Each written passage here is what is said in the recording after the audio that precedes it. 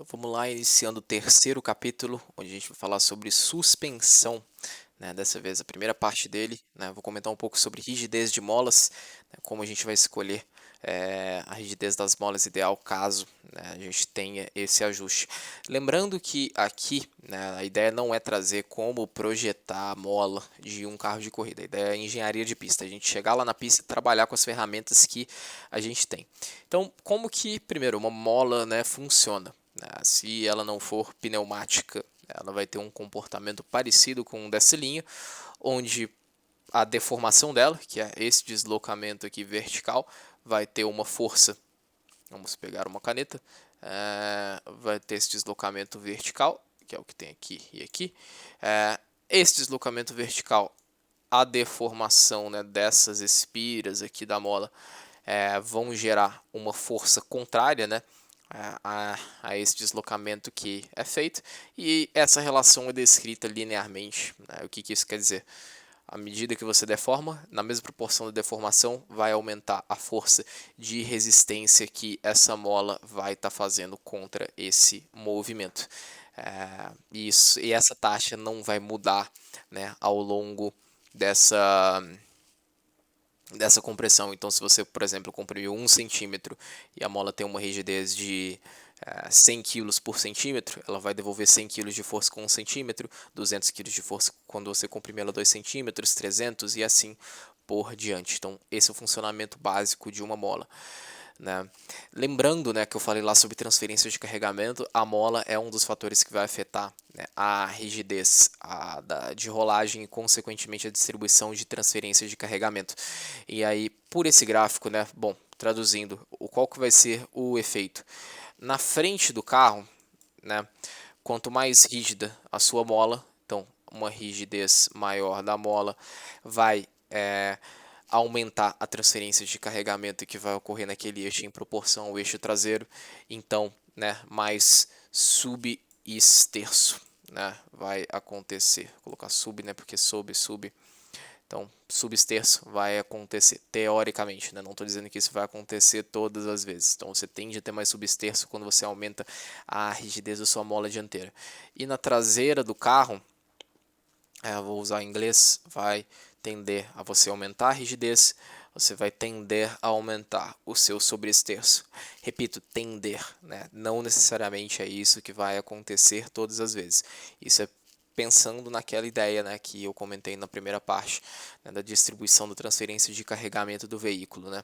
Então aqui, né, a gente consegue, tem uma descrição gráfica disso, um pouco mais técnica, né? Mas enfim, o que acontece à medida que você aumenta a sua rigidez de rolagem traseira, né, você aumenta também a sua sensitividade de transferência de carregamento, né, o que você vai transferir mais carregamento naquele eixo, né, e consequentemente ter menos aderência naquele eixo. Né? Então, por isso que você aumenta essa rigidez, você diminui a aderência lá no eixo. A mesma coisa para frente aqui, né? Que isso aqui é para frente, então você aumenta aqui a sua rigidez da rolagem, você percebe que fica maior, né? De acordo com essa escala, a sua sensibilidade à transferência de carregamento. Então, se você aumenta a transferência de carregamento naquele eixo, você tem menos aderência e aí você tende a ter o substerço. Então, esse vai ser o efeito da rigidez, falando de dinâmica lateral do carro, né?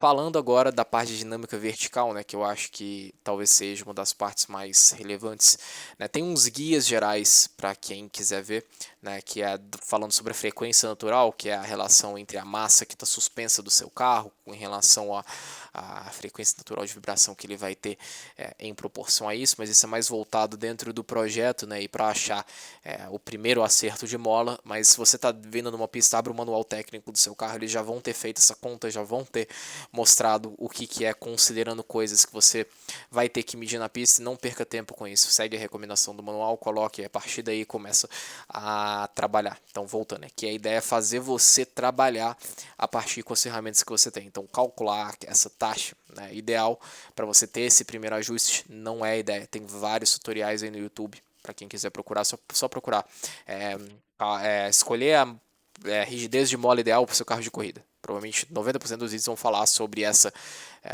como calcular, né, a frequência natural e escolher a mola a partir desse alvo que você quer ter. Então vamos lá. Aqui falando sobre, né, vertical. Isso daqui é uma mola, né, com uma rigidez mais baixa e essa daqui é uma mola com uma rigidez mais alta. Isso é uma massa, né, esse carro aqui sendo jogado em cima disso. A gente consegue perceber que essa mola aqui ela ia deixar o carro balançando bastante. Essa daqui é praticamente uma pedra, não absorve tanto impacto. O carro, né, que seria a massa lá em cima, ela começa a quicar bastante. Então nenhuma dessas estaria aí num ponto ideal, né? Mas vamos lá. Isso daqui é essa massa, mesma coisa, mesma rigidez de mola, porém com um pequeno amortecimento, né, neste lado aqui e também neste lado. Você vê que aqui já não vibra tanto a massa aqui em cima e aqui ela continua, né, porque a mola realmente está muito mole, né, para a situação. O carro fica oscilando bastante, então provavelmente perdendo eficiência. E aqui a gente vê que estava bem próximo da rigidez de mola ideal, né, que a gente tem uma primeira compressão, depois sobe, depois estabiliza de novo. Não tem como ficar muito melhor do que isso. Vamos comparar aqui de novo, né, com a rigidez sem esse amortecimento. Então, antes de você mexer, né, sair mexendo, né, dentro da rigidez, procura ver se seu amortecimento está em lugar. Vai ser, né, se eu não me engano, ou é a próxima, enfim, tá na descrição ali embaixo qual que é a sequência desse vídeo. Então, os dois andam sempre juntos, né? Escolher pro comportamento do carro, como que ele está passando em cima das ondulações, como que ele está se comportando lá nas curvas, esse amortecimento, essa escolha de rigidez de mola andam sempre muito juntas, né? Talvez eu diria que a rigidez de mola influencia mais, né, no comportamento lateral no carro e o quão rápido ou não ele está te respondendo do que propriamente, né, você ajustar esse comportamento vertical do carro. Eu não sei se você tem ido para um lado muito extremo, né, da sua faixa de molas, que eu vou dizer, na maioria dos carros também nem vai ter esse ajuste de rigidez de mola.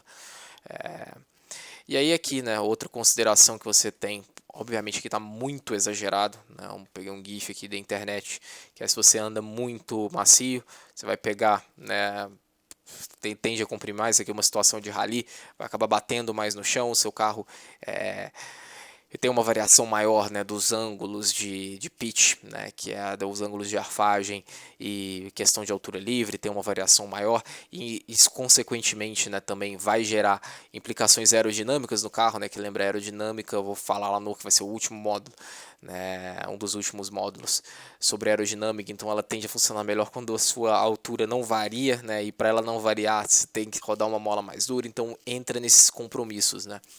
Então assim, eu acho que soltei muita informação, obviamente, mas a ideia foi mais soltar quais os compromissos que a gente tem, né, quando a gente escolhe uma rigidez de mola na pista. Né, de novo, engenheiro de pista, o cara que chega lá no fim de semana e tem que trabalhar com as ferramentas que tem, não tem como fazer uma mola nova, alterar o projeto do carro. Então, é assim, essas considerações principais. Então, né, a primeira delas, eu vou dizer, né, o balanço do carro, né, talvez, embora que você tenha outros recursos para fazer isso, mas só não necessariamente nessa ordem de importância que eu vou listar. Então é controlar o balanço do carro, a relação entre subesterço e sobreesterço do carro, né, controlando essa transferência de carregamento.